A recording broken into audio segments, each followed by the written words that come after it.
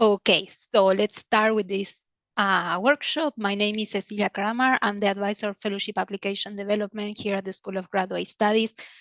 Basically, my work is to help you guys through the whole process of applying to any of the competitions that we're going to be talking today. If you're not sure what are the competitions or what options are available to you, then I will advise you to contact Catherine. Catherine, she's our external awards advisor, and she knows everything about all the different competitions and opportunities for you. You can send her an email, or you can book a meeting with both of us. So once you decided what competition you will be applying, then you can come to me. We can start improving your applications. If there is any review or you want to talk about how to choose reference letters or anything that you might want to have some support, you can come to me. Today, we're going to be talking specifically about developing your master's and doctoral scholarship application for the natural science, engineering, and health. So this is only for research and thesis program. I already sent you a video. You can watch the video about all the eligibility criteria and all the different guidelines for all the fellowships. But today we're going to go in depth about all the different elements of an application. So as you may know, we are talking about external awards for research-based programs. We have two major agencies here in Canada, the federal one and the provincial, that is the Fonds de Recherche du Québec. Both agencies, they have this field for natural science and engineering that is called NSERC, and the Fonds de Recherche du Québec Nature et Technologie, FRQNT. And then we have the Canadian Institute of Health Research, CIHR, that the counterpart of the provincial awards is Fonds de Recherche du Québec Santé. So you will have to choose one of these agencies. If you are applying for the federal awards, then you will have to choose between NSERC and CIHR. And for the provincial, it's the same. Yes, you can apply to both at the same time, but NSERC FRQNT or CIHR FRQS. Okay, if you are applying to NSERC and CIHR, then one of them is going to be redeemed ineligible. So really pay attention to that. And if you're starting the program with one of these awards, the School of Graduate Studies will give you the Special Entrance Award that is $6,000 for masters and $10,000 for doctorates. This is only if you start the program with one of these awards in hand. This section is for you to check at your own time. There's a lot of information, but I wanted to have a checklist of all of these awards that we are going to be seeing. Let's start with the tri-agency, the Canada Graduate Scholarship Masters. This is the CGSM. This is for students that are going to be starting or they are in the first year of their masters. Open to Canadian citizens, permanent residents, and protected persons only. There is a pre-selection process in Concordia. The deadline is December 1st. And the value of this award is $27,000 per year for only 1 year, and it's non-renewable. Once you apply to the CGSM, you have to apply through the research portal. As part of the application, you will be asked to indicate your top 3 preferred institutions. So if you're already in Concordia, you will choose Concordia, and then Concordia will be doing this internal process that are going to be selecting the awardees. This is the checklist for the CGSM. Again, as I mentioned, just please review it at your own time. You do have the application that is online. I will send you the CGSM template that is for you to check how these applications looks like. The summary of a proposal, the outline of the proposal. So you will have to write a research proposal that is only 1 page.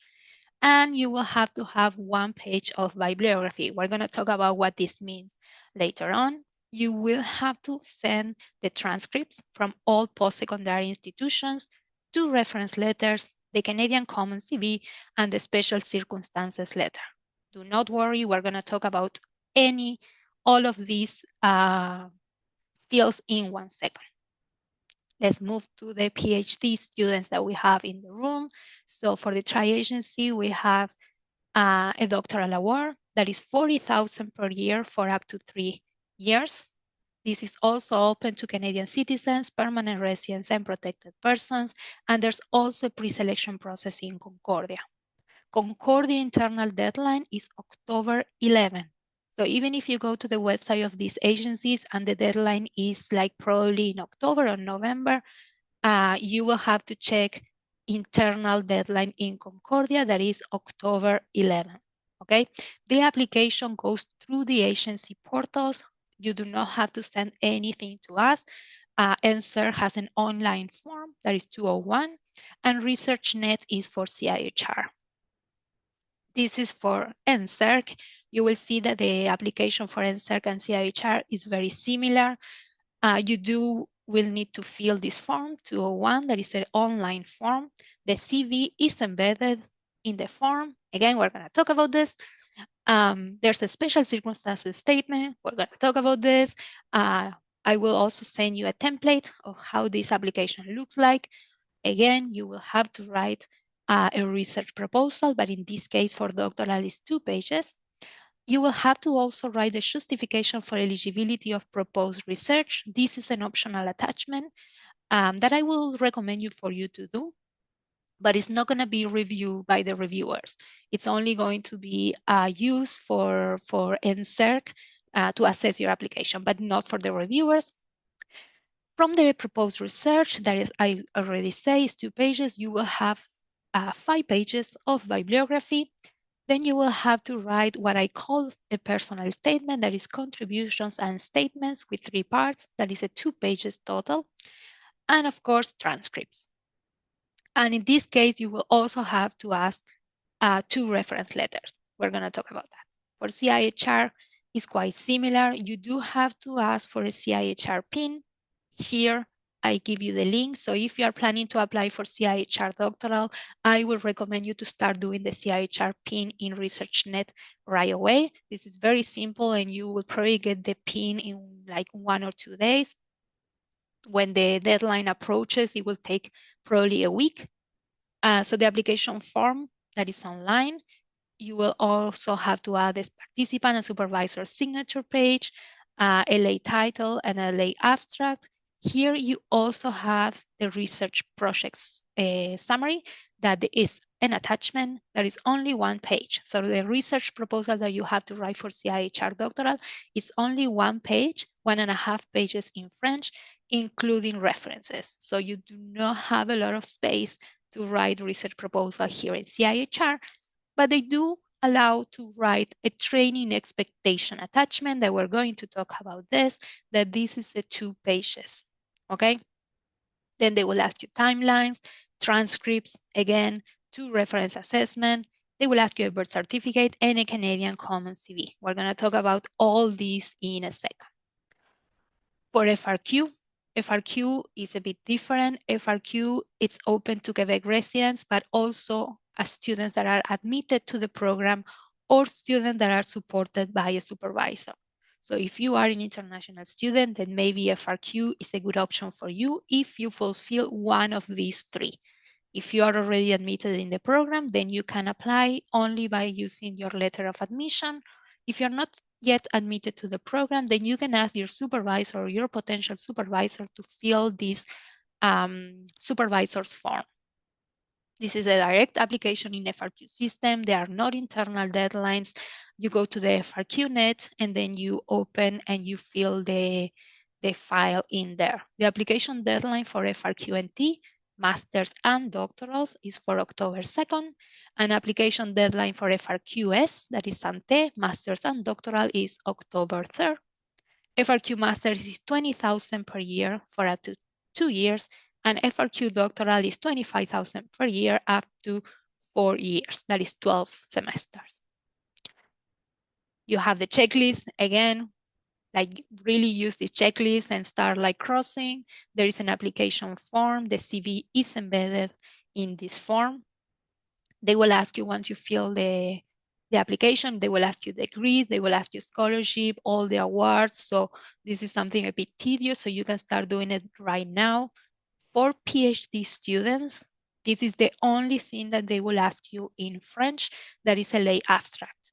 The whole application can be done in English, but for PhD, they will ask you for a lay abstract in French. We are going to talk about this. Then, of course, they're going to ask you for the proof of Quebec residency or the letter of admission or the supervisor's form. As we talked, you have 3 options to apply for this award. And then the interruption or slowing down, that this is why we call the special circumstances letter. There's another attachment. There's the relevant experience and achievements, integrated presentation of academic background. We're going to talk about that. And you will also have to write a research proposal that is 1 page for masters and 2 pages for doctorals. You will also be allowed to have 1 page of bibliography and, of course, transcripts. Okay? There's no letters of reference, not even for master's or doctoral programs, and the Canadian Commons CV, it's not required. You will see the FRQNT and the FRQS is exactly the same application. The only difference is that they will also ask for master students to get a lay abstract in French. That's the only difference. You will also have to write a research proposal of 1 page for masters and 2 pages for doctorals, bibliography, transcripts, and everything else is the same. So this is a lot of information, but through the whole session, we're going to go in depth with all these different files that you will have to create. But for now, we're going to talk about what are the important things that we have to consider when we are applying to any of these fellowships. So before even start thinking about the research proposal, before even start thinking about the personal statements or all the different things, I will ask you to check the eligibility criteria. Are you able to apply for these fellowships? For example, you're an international student and you want to apply to NSERC. That's a no. You cannot apply to NSERC doctoral if you are an international student. So please, please check the video that I sent you already, or this is the previous video that I have on my playlist. Check and be sure that you can apply for this, because if you are not eligible, you're not going to go through the whole process and you're going to be doing a lot of work for nothing. So please, this is the first thing to check. And second is the guidelines. I will put this in the description of the video, and you will have here all the links, because the guidelines of these applications are as specific as you can think. The font to be used, the margins for the PDFs, where is your name going to go to the PDF. So all those things are different through the whole competition. So if you're applying for FRQ, here you have the guidelines for NSERC, CIHR, or GSM. Here you have the guidelines. So please, please it's going to take you 10, 15 minutes. Just read them and make sure that all the guidelines are fulfilled. And the third thing that I'm going to mention here is selection criteria. So I will show you how they look like, but the selection criteria are extremely important, because the reviewers, when they are reading your application, they have them with them. So they are going to be checking all the selection criteria while they are reading your application. So I will advise you for you to read them and to make sure that your application fulfill all these criteria. Okay, so it's a good exercise for you to start identifying all the criteria that they're looking for and try to mirror the language in the guide to the reviewers. So for example, CGSM, that is the master one, and CGSD, that is the doctoral for NSERC or CIHR, the selection criteria are different. For CGSM, they're going to take in consideration academic excellence as a 50% of the weight of your proposal, of your whole application, but research potential is only 30% and personal characteristics is 20%. Instead, for doctoral, they're going to take academic excellence for 50% and research potential as a 50% of the weight. This means that as a PhD, they are going to be expecting you to have some more research potential than if you were a master's student, which is kind of logic. And this is how they look like. For example, we were talking about academic excellence, then, okay, the academic history, academic achievements, the awards. So these are the indicators that they will check. The transcripts, of course, your GPA, but they will also go to the duration of the previous studies, the course load. For example, I have seen reviewers mention like how difficult a program in psychology is in this university, things like that. Scholarships, awards, is this competitive award? This is like a large amount. So all those things are going to be taken into consideration. So for example, for research potential, there are other indicators, right? So we have, for example, the lived experience and traditional teaching. Have you done TA? Have you done some mentorship? Have you done collaborations? For example, they will also look for enthusiasm for research, originality, initiative, autonomy, relevant community involvement and outreach. So all these things, you have to make sure that they're somehow evidence in your application. For example, where? As I mentioned, and I will keep mentioning, that you will have to write some personal statements.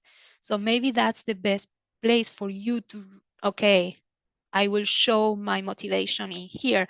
I will show my initiative with this example. I will show the collaboration that I have done with these professors during my research proposal. So all these things, start paying attention because they are all have to be in your application. I say we're going to go in depth with the main elements of an application. So if you check the checklist, you will see all of them. They will require somehow a CV. They will require transcripts. For you guys applying for tri-agency, reference letters, not for FRQ. And then for all of you, there's some kind of personal statement and some research proposal. So let's go very in depth with these things. So first of all, CV. So the CV in all these competitions, it's a bit different. For the tri-agencies, for the masters of tri-agencies, there is something that is called Canadian Common CV. So the Canadian Common CV is basically a CV that you will use in your whole academic career if you're planning to stay here in Canada. So all the fields that you will fill in the Canadian Common CV, they will stay there. So let's say you have a publication, you can add it to the Canadian Common CV. In 5 years, you have another publication, you will add it. So all that stays in there. So for the CGS Masters, they will ask you a Canadian Common CV with a specific selection. So from the funding source, you will see it once you open the Canadian Common CV. You do have to select the CGS Masters, okay? And the CGS Masters, and then load it, and then you can start uploading all your information. The same for CIHR doctorals. They will also require Canadian Common CV, but in this case, it's not the CGS Master, it's the CIHR Academic. So once you go to the funding drop-down menu, you will choose CIHR Academic, and then you will load it. NSERC Doctoral, you do not need a Canadian Common CV. The CV is embedded in the form, so you do not have to create any Canadian Common CV. And FRQ also do not require Canadian Common CV. I show you here, once you start the application for FRQ, you will see this screen. Read it, please. Here they will give you the deadlines. They will give you all information. These are the guidelines, presentation standard for PDF attachment to FRQNT forms. So please read it. And what I want you to read is letters of reference and Canadian Common CV are not required for this program. So you do not waste time. You do not do the Canadian Common CV if you're only applying to FRQ, okay? So with the CV, you will also need transcripts. FRQ, there's no other way. You do need official transcripts. I have seen students applying for FRQ with unofficial transcripts, and they are really ineligible in a second. So please pay attention to that. Official transcripts usually say official somehow. Sometimes unofficial are accepted, but officials are actually the rules. So the same as I say for FRQ, if you're applying for NSERC, CIHR, doctoral, or master, please also upload the official transcripts. They have to be up to date. And what does it mean? We need to see the courses that you are registered in the fall semester. So probably you're already registered, so you can order them already, even if you don't have any grades. Even if you have only the name of the courses that you're going to take, that is up to date, because we do have to see that you are current in the program, okay? Let's say you graduated from your bachelor or from your master in 2018 and you haven't done anything else in that program, and you have an official transcript. That's it. That is up to date. So if you have your bachelor from 2018 and you have it in your hand or your email, you can use that. It doesn't mean that you have to order it again, because that's closed, that's done. So yes, that means up to date. One note in Concordia official transcripts, so I would recommend you to order it right away. You do not have to send it to us. You do not have to send it to your department. You have to open it.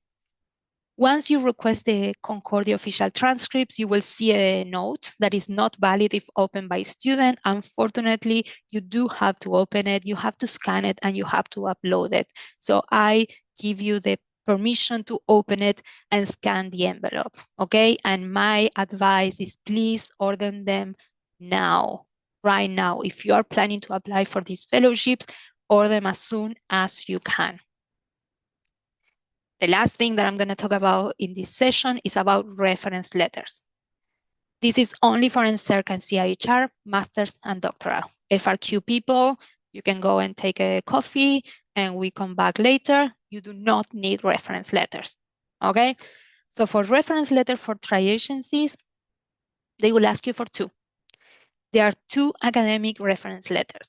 My advice is one of them, try to think of someone that can speak highly about your academic achievements, that can speak highly about your research or your experience, and maybe someone that can talk about more about who are you as a person, as a researcher, but also your personal achievements.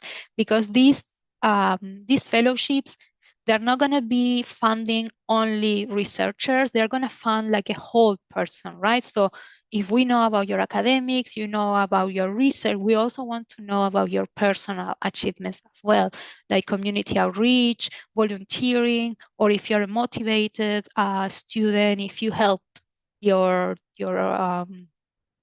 team, all those things, we do have to know them. So again, it has to be people that know you very well and they have worked with you for a period of time. If you already like just started your program and your supervisor have met you for like 1-2 months, well, he might be a good person to write a reference letter, but I will advise you to start knowing the people in the program, right? So maybe start talking with people around you. Is this supervisor is generally supportive? Is a critical mentor? They're going to be able to write a strong reference letter. Are they well known in the field? Because the people that we want to have as reference letter is people that are very well known in the field and they really know you and they're very supportive, okay? If we know of someone that are very well known in the field, but they don't know you, they won't be able to write a very specific and personal reference letter. And that's going to be a problem. So maybe I will suggest you to find someone that maybe is not so well in the field, but that really know you and can really vouch for you. How to help them? Because writing a reference letter is not a 2 hours job. If they want to write a good reference letter, it will take time. And we are talking about people that are very, very busy because we're not talking about colleagues, we're not talking about friends, we're talking about professors usually. So this is a very good moment to already contact them, allow at least 6 to 8 weeks. You can ask already and send gently reminders. Copy the guidelines of the program. If you're applying for CIHR doctoral, then copy the guidelines, tell them where are you applying. If you already start drafting your materials, your research proposal, send your research proposal to them so they are aware where you're going to be researching, your CV, your publications. You can even offer ideas and guidance, maybe they don't really know things that you have done. So maybe you can say in the email, like, I don't know, might be a good idea to mention in the reference letter that I've been volunteering with this organization for the last 2 years, or that we are preparing this manuscript to publish in the next month, or things like that they will make their life easier. As I always say, an okay reference letter is a bad reference letter, and reference letters are way more important what we think. And this is a personal advice. When you get an award, let your referees know. And even if you don't get an award, they also let them know, because it's polite and it's a nice way to create some networking. And if you need a reference letter in the future, they will be more keen to write a reference letter. And also these people are putting the effort to write a good reference letter for you. So it's a very, very good thing to do, just to let them know and thank them. So let's talk about personal statements. I do have a workshop that's specific for personal statements because they take a lot of time, and usually students, they leave the personal statement for the later and they focus in research proposals. But as I say, these people are going to be funding persons, not only researchers. So personal statements is the moment for you to showcase who you are outside the research project. So who you are as a student, as a person, someone that is interested in community, someone that is interested in your motivations. So all those things you can use it in, and you can add them in the personal statement. So be smart of all the things that you can add. I call personal statements so to everything that is not research proposals, so they can be research contributions, special circumstances. We're going to be talking about all this. And let's gonna go step by step to all the competitions. One note, TGS Masters, so tri-agency NSERC CIHR Masters, they will not require any personal statements, so you are free of that. For doctorals is a bit different. So for NSERC, you will need to write 2 pages. And here are the guidelines. So you will need to write 3 parts. The first one is the contribution to research and development. So technology transfer, patents, publications, articles that are published or accepted. So all these things, you can explain them. You can just like give me 1 sentence, just list them. And then from these ones, you will have to choose 3 that you think that are more significant into your research and development. So for those 3 that you chose from the part 1, you will write the part 2, that is most significant contributions to research and development. And in this section, now it's not a list. Now it's an explanation. Explain to me, like if you were the first author of this paper, okay, what was your contribution? You were analyzing data, you wrote the manuscript. This one was the first manuscript that attacked this program. I don't know, you went to this conference as a speaker, any opportunity that you think that you can highlight, really, really use it to explain that to me right here in the part 2. Also use it, like for example, let's assume in your research proposal, you're gonna be using 1 technique and 1 paper from these contributions. This is where you learn to use that technique. So you can put it here. You can put in this paper, I learned to use this technique that I will be implementing in my PhD. Use it, right? Or you created this collaboration with this person in this, I don't know, exhibition or in this conference, and now it's your supervisor. Put it in here. And lastly, there's the part 3, that is an applicant statement. And here they will ask you for 2 sections too, the research experience and relevant activities. So in part 1, we kind of have a list, like bullet points. Part 2, we are explaining a bit more. Sorry about that. We are explaining about more about those contributions. And part 3 is more like a narrative form. This is where you can really show me who you are, the abilities that you gain, the collaboration, special projects, work experience, everything that it leads you to be where you are right now, you can explain it to here. So research experience is going to be more about academic, and relevant activities is going to be more. Oh, sorry. Can we turn the mic off? And relevant activities, I was saying, is more about extracurricular activities, collaborations that can show more who you are. So, no. There we are. Sorry about that. So, as I was saying, relevant activities is more about your extracurricular activities, interaction, collaboration, really show me here who you are outside the academia. Moving to CIHR, you also have 2 pages, but you have to write what are the training expectations. This is a bit different. This is not about your past. This is more about how the training that you're going to be doing in your PhD will contribute to you, to the research, to your field, to Canada, to how is going to be the outcome helpful for the Canadian community, for the society. What are you going to gain from working with your supervisor? What are you going to gain from working in Concordia? Why you chose Concordia? Why you chose your supervisor? So you have 2 pages. And I don't know if you remember, but for CIHR doctoral, for research project, you have only 1 page to write. So this is not a lot of space. So a lot of things that you may want to write in the research proposal, maybe it's a good idea to add it here in the personal statement. So move things from your research proposal, for example, why you chose to work with your supervisor or why you chose to do this in Concordia, and you can move it here to training expectations. You can also talk how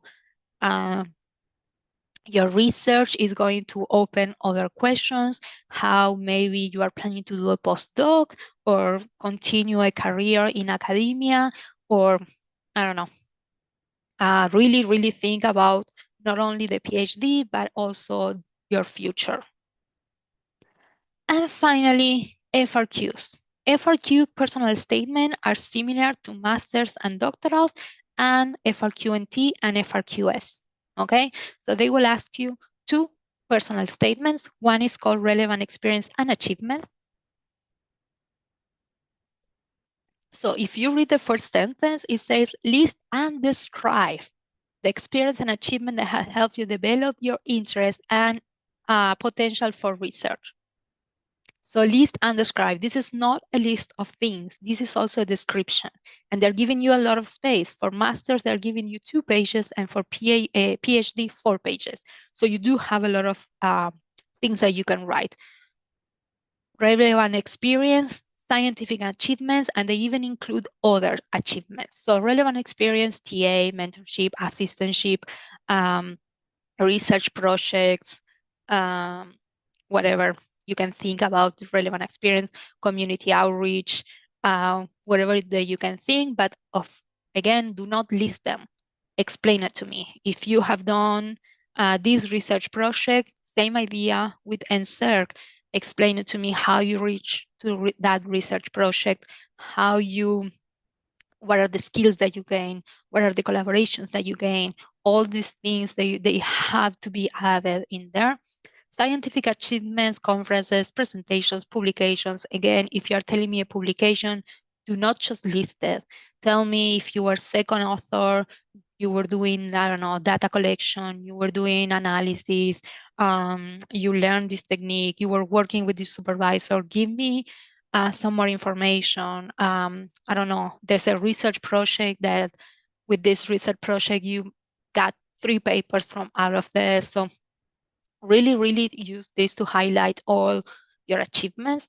And in other ones, for example, if you have experience in the field, if you, I don't know, if you're in engineering, then you spend 5 years working in any industry or something like that, you can add it here. If you are part of some social community or social volunteering, you can add it here. So everything that makes me understand who you are. It doesn't have to be in Canada. It can be everywhere. It doesn't have to be for the last 1 or 2 years. It's your whole life. If you have done, I don't know, a paper 15 years ago, you can add it. Okay, so add everything. And the second personal statement that I will ask from FRQ, that they will ask, is what is called the integrated presentation of academic background. If you can see here, it says the integrated background presentation will not have evaluation criteria. So the reviewers are not going to give any points to this integrated presentation, but it will help the review committee to better understand, contextualize, and assess your academic record, background, and contributions. And this emphasize a bit more what I've been saying, that they are going to try to fund not only a research proposal, but a person, who you are not only as a researcher, but also as a person in your community or in your field. So use this to describe your whole experience, your education, your career choices. For example, if you did a master and then you went to the industry and then you did another master and now you're moving to your PhD, explain to me why all this path, how all this career has shaped you to be here where you are right now. You only have one page. This is also for PhD and doctoral. One page only is allowed, but really, really used to highlight all your achievements. So when we are writing all these things, well, if you ever work with me, you will see that I will never edit how you are writing this, because narrative varies from person to person. And as I say, this is the way for you to showcase who you are. So this is not something that I will be assessing, but what I will assess is how you are telling these things. So make sure that when you are writing this, you have in the mindset to have an active voice. You are the one doing these things. You were looking for this opportunity and you got this opportunity. You are the one doing this PhD. It's not like, yeah, I finished my master and then I got to a PhD. No, this is a huge thing. So you have achieved all these things. You have searched for this opportunity. So really keep in mind, most of the students, they are scared of sounding arrogant, but I will, in my experience, like be arrogant, because how it translates to the paper usually is very humble. So I like to say this word, empower yourself. This is not about being arrogant, but hey, you are doing a master, you are doing a PhD, maybe you're an international student, you came to Canada to do all these things. This is a huge achievement that you have to really put into paper. If you have any limitations, they're fine, but try to tweak this limitation into something that it has been proactively addressed. Don't highlight new ones, but for example, if you have a, I don't know, a weak GPA, a low GPA in your first undergrad semester, then yes, you can explain it. But you can always explain it in a way, yeah, you see, this happened, but look where I am right now. So really, really try to use these things and show how you have been able to overcome challenges and accomplish meaningful things. Whatever happened in the past, you were able to overcome this and you are here right now. You can also use this to assess the impact of your activity in academic and non-academic community. I've been saying this about the non-academic community and community services and volunteering because all these agencies, they really want to fund research that is not only going to have some improvement or some benefits in the research field per se in academia, but also outside academia. And this is something a bit more challenging for people from NSERC to do than any other like CIHR or social sciences field, because sometimes we do not understand how is research that I'm doing right here is going to affect my neighborhood. So really try to think like outside the box and what is the significance of your research, not only in the academia, but also in the whole community. Why? Because this is maybe not a nice way of saying it, but this is taxpayer money. So you do have to convince these agencies that they are going to be using this money for you, for your research. So you kind of have to convince them to make sure that not only research is important, but also the outcomes of this research. You can also use these personal statements to address feasibility. Again, if you're using that technique that you learned during this, I don't know, internship that you have done, you can address it here in the personal statements. You can make sure that I know that you have the right tools, that you know the right people. So you can also use these personal statements to highlight all these things. Another personal statement, this is the last one that I'm going to be talking, and then we can go to questions and the research proposal, is what is called the special circumstances. All the different agencies, they have a different name for this, but basically what they are going to allow you to do is to write half page or 1 page, depend on the competition, to explain any circumstances that have played a role in shaping your path. For example, if you have, I don't know, health problems or family responsibilities. Here I put you a list of all the things that you can take into consideration when you're writing the socioeconomic context, pandemic impact. For example, if you have to take care of any relative, or if you had to take a year off parental leave, or things like that. So everything that it goes outside the normal of like bachelor, master, PhD, you can explain it. For example, you did your bachelor and then you went to work to the industry for 10 years and now you're coming back for a master. You can explain it. During the, I don't know, third semester of your undergrad, you failed 2 courses because whatever reason, you can explain it. Maybe you got ill, maybe there was an impact in your family. So you can explain all these things. So again, they're not going to be funding only researchers. They are going to be taking this into consideration. The research proposal. And this is the last section of an application. So here I put the details of all the guidelines for research proposal for the competitions that we are seeing. As I mentioned, NSERC PhD is 2 pages and 5 pages of references. For masters is 1 page and 1 of bibliography. CIHR, doctoral, only 1 page, including references. But please remember that you also have the training expectation personal statement that you can add some things in there. So really be smart on how you are taking the space. Masters also is 1 page, and bibliography, FRQNT and FRQS. Doctoral is 2 pages and only 1 page of references, and masters for both of them 1 page and 1 bibliography. I put this here for you to read because you do have to pay attention. For example, detailed yet concise description of your proposed research for the period during which you are to hold the award. Be as specific as possible, provide background information. So they are kind of telling you everything that you have to know to actually write the research proposal, but we're gonna go step by step. So is writing a research proposal the same as writing a scientific paper? 100% no. So basically when you're writing a scientific paper, there are many things. The research already passed. We are focusing in the data, the methodology, and the results. It is heavy on jargon. So when I'm going to be reading a research scientific paper, it's because I am in the field.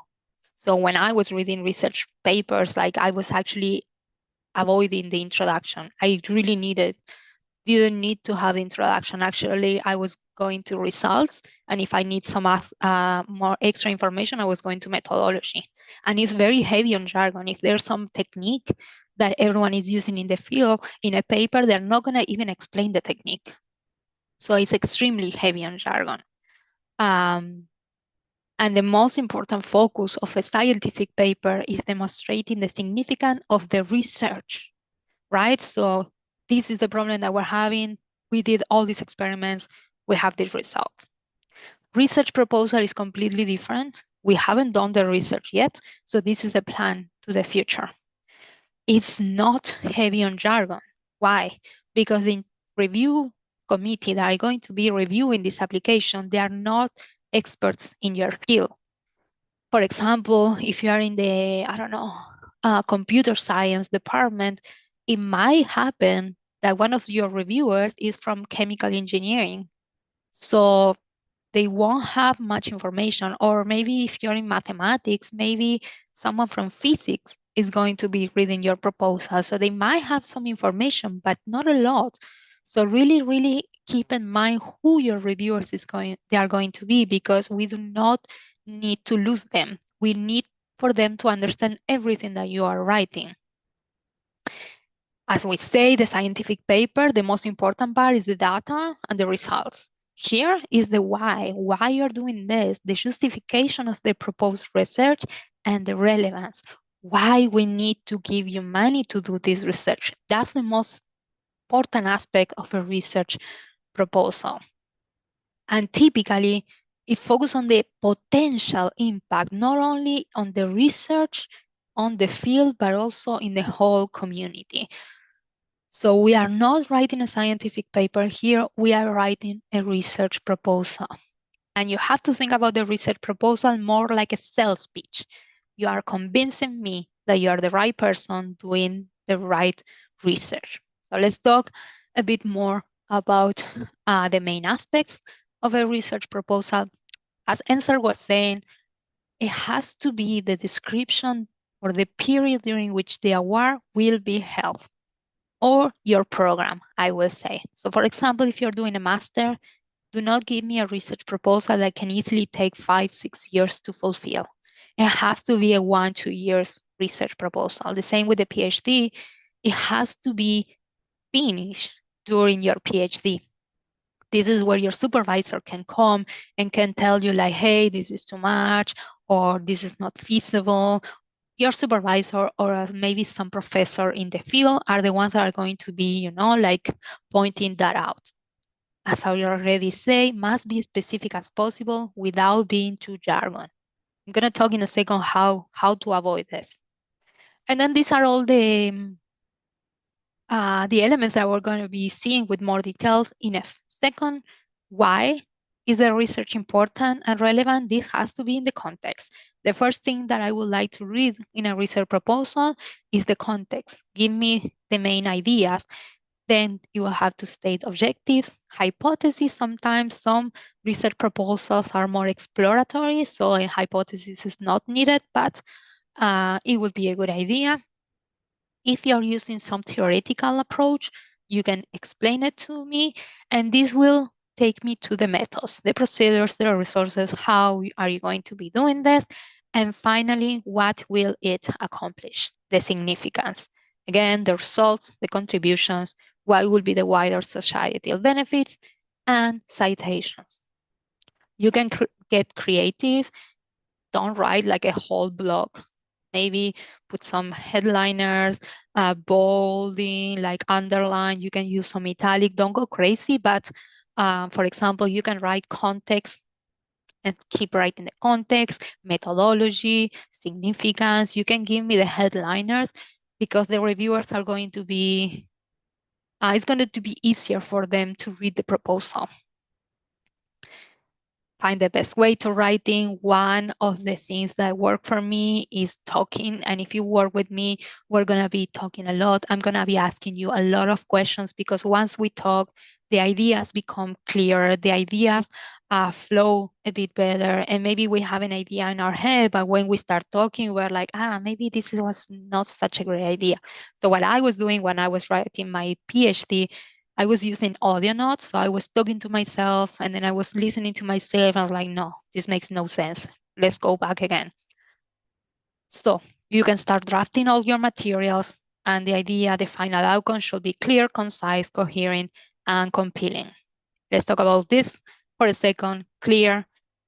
Many people say a friend should be able to read it. That's not true. My mom, she never understood my research. A colleague should be able to read it. So the two levels that we're looking for when we are writing a research proposal is, of course, your supervisor or a professor that is an expert in the field.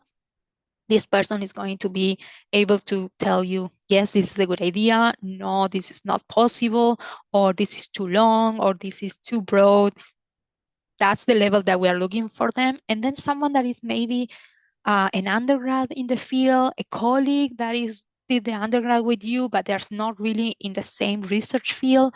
I don't know, if you're a PhD, maybe a research assistant or a master that is just starting in the lab or in the research group. So they are going to be the people that can really mark the sentences or the ideas that are very hard for them to read. So that way you are going to be avoiding jargon, right? Because those are the two levels. We want good ideas that are feasible, but also easy to understand. So try to find these two people and give them your research, your draft for them to read. Of course, it has to be concise. If they are giving you 1 page, write 1 page. Don't go 1 page and a half because we are going to cut that half page. Word, margin, read the guidelines. I've been reading so many proposals that I can tell when someone is using font 11 instead of 12. So please, please don't do those things. Really follow the guidelines and balance the weight, the space between sections. We're going to be seeing this, but if you have 1 page to write, you cannot write 3/4 of a page of introduction because then you won't have space for methodology. You won't have space for significance. Coherence, so make an effort to try to answer all these questions. Why? How you're doing this? What are you doing? When are you going to be doing this? Most of these research proposals, they will ask you for some kind of timeline. So really try to answer that. And compiling. When you are writing this, you have to get in the mindset of like you are the right person, asking the right questions with the right tools, the right ways. You have the right supervisor, you have the right program here in Concordia. So really, really try to convince me of all these things. Avoid setting aims or objectives that will not have a clear answer and they're also maybe too broad. Try to be very, very specific. And if there's any limitations, you can acknowledge, okay? If you're going to be using this technique that maybe it can fail or it cannot give you the results that you want, maybe you can show me, okay, but I have this plan B. This will show that you already know what you're doing and you do have a plan. Any questions so far? Or I go very much in depth with the research?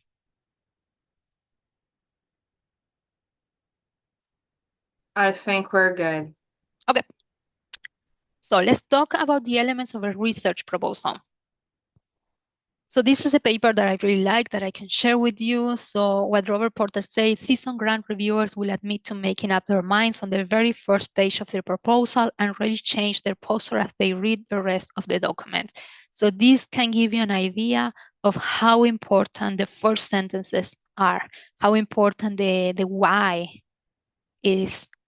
So usually when we're writing a background or a context, I will tell you like 20, 30% of the application should be this. So maybe 1, maybe 2 paragraphs tops, and start with a strong statement.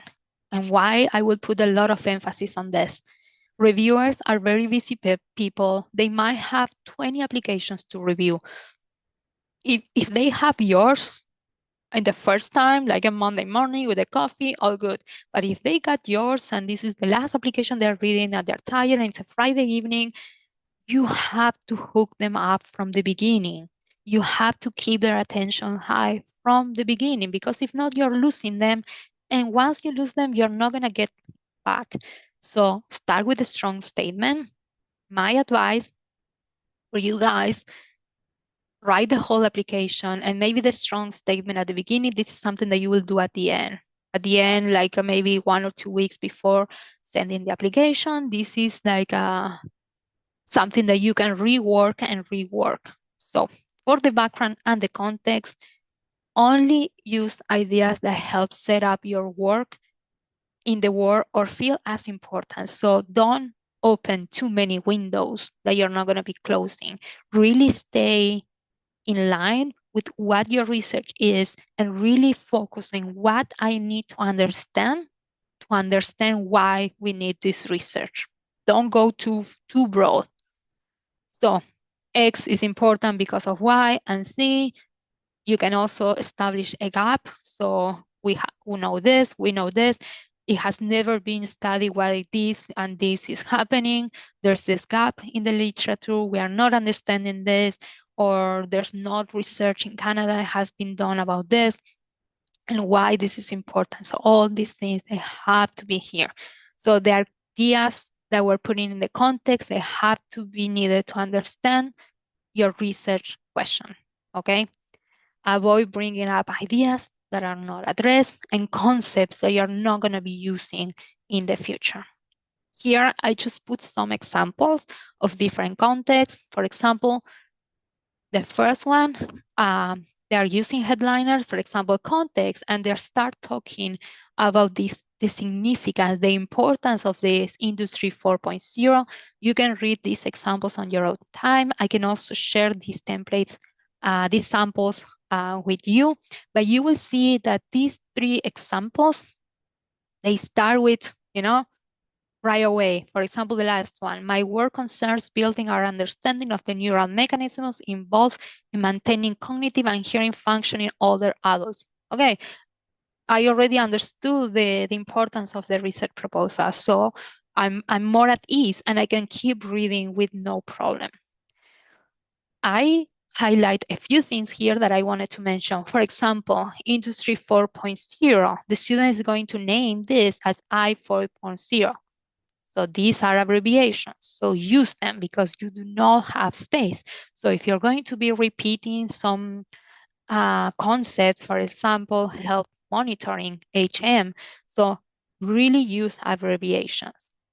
And the other thing that I highlighted here is the yellow one. So the yellow one are references. So there are different ways of adding references in a research proposal. You do have to add in-text references. For example, how the student did here. So he put in brackets the number 1, and then when he went to the reference page, he will start 1, and he will start with these references. Here, he mixed it. I don't like it, and the competitions are asking you to use one specific way of references, so please keep it consistent. But for example, the last example here, he used superscripts. This is a very, very cool way of referencing because they won't take you a lot of space. So again, he's doing superscripts, and in the reference page, he will start number 1 with this reference that is talking about adults over 65 years. Okay? Then your context has to lead me to your research question. The context is the one that is going to inform and telling me the importance of your research. So then we are going to the research questions and your objectives. So you can say, my research is, and then you can enumerate your objectives. This is only 10-20% of your proposal. So really be very, very focused, make them clear, concise. You can enumerate them. I will strongly advise you to enumerate your objectives, because if you are enumerating your objective, for example, my objective or my aim number 1 is this and this, aim number 2 is this and this, then when we are moving to the methodology, it will be easier for you to, okay, for aim number 1, I will be doing X and Y. For aim number 2, I will be doing this and that. So for the reviewers, it will be easier for them to understand. Again, if you have 1, 2, or 3 objectives, try to avoid too much interdependence, because if the first one failed, then the whole proposal failed. So maybe try to find different levels of analysis and a risk and reward. So maybe you can set one objective that is very high reward. So this is the important objective. And then these other 2, they are a bit like a backup plan. And they can really depend on how you set up the context. So maybe once you write the context, you go to your objectives. It's a very good idea to go back to your context to see if we have all the information in there that we will need to understand your objectives. So again, I put examples. So for example, the second, this is something that I like. For example, objective, and then he put the hypothesis. It doesn't have to be, but he hypothesized that the PVT an abbreviation that probably he put it in the beginning. And then he explained to me the hypothesis.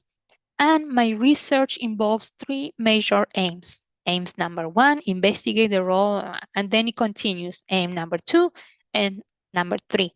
And once you see this proposal, you will see that aim number one, two, and three are very clearly explained and they follow the methodology. Methodology then, once we have the objectives very clear, distinguishable, is like how will you carry them out?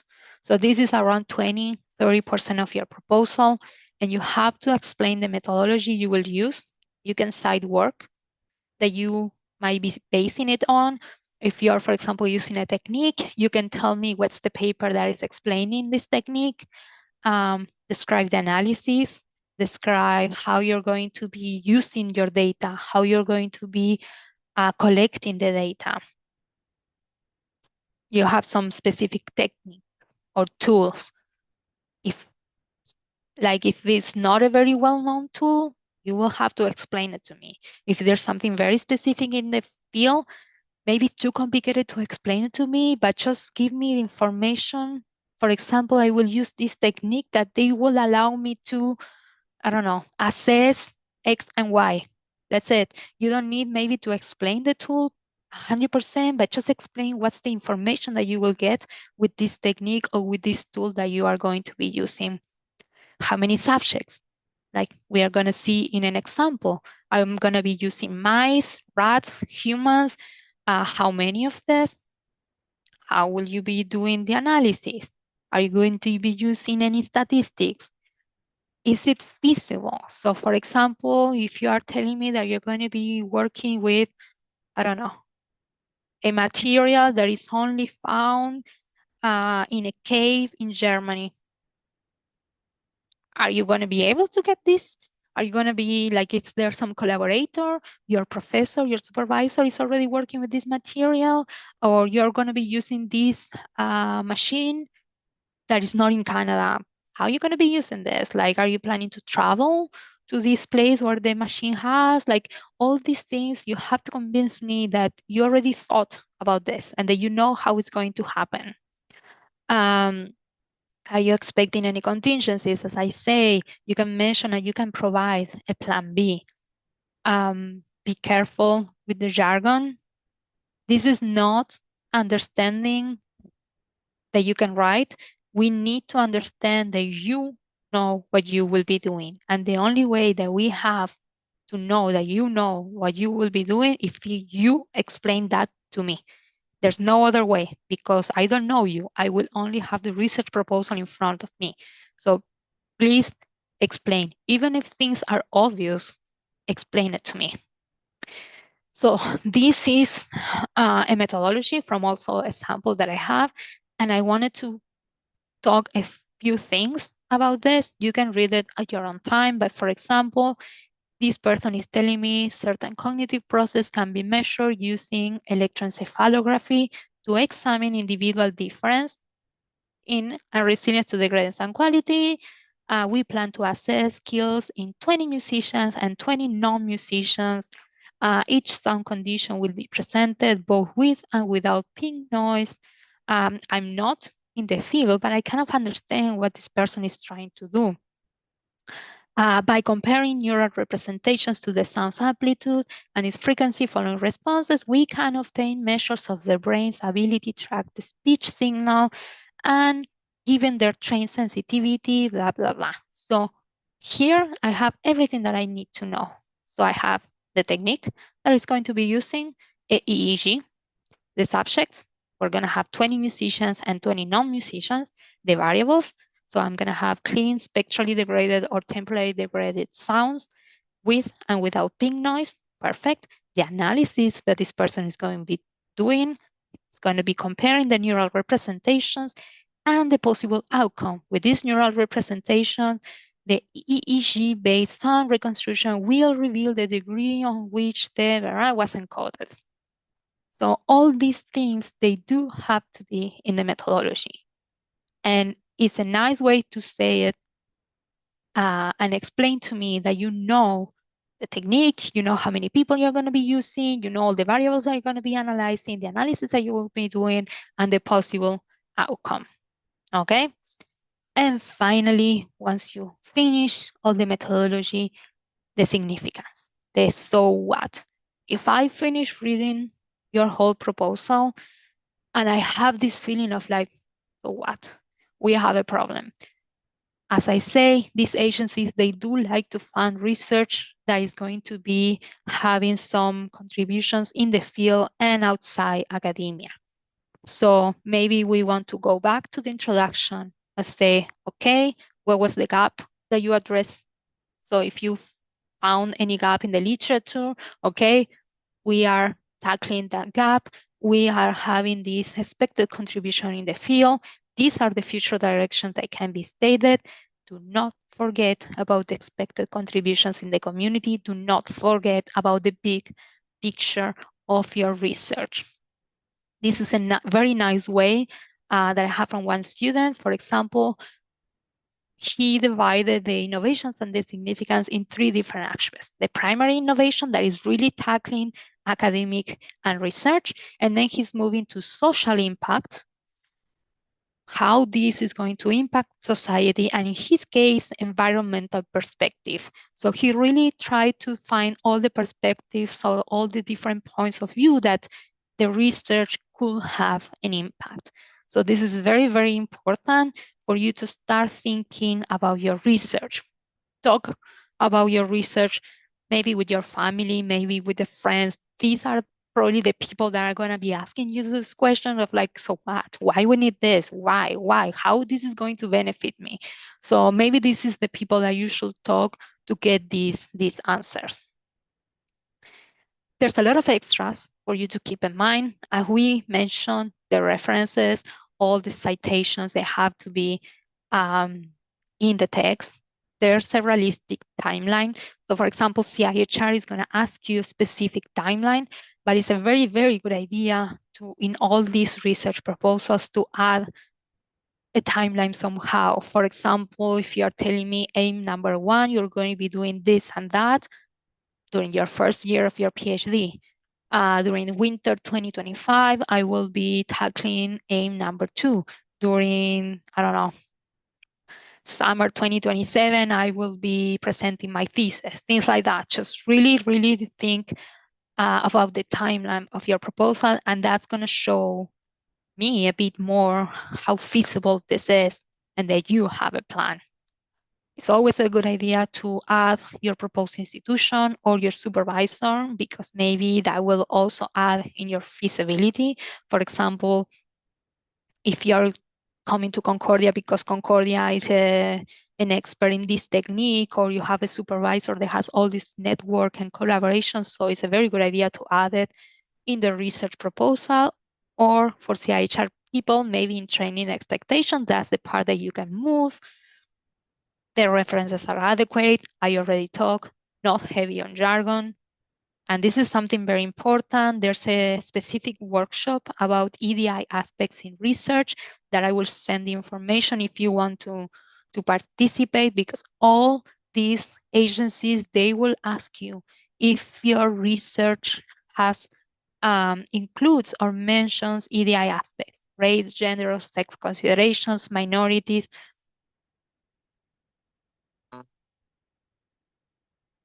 Hear me? It froze for a second, We're but good? yeah, we're good.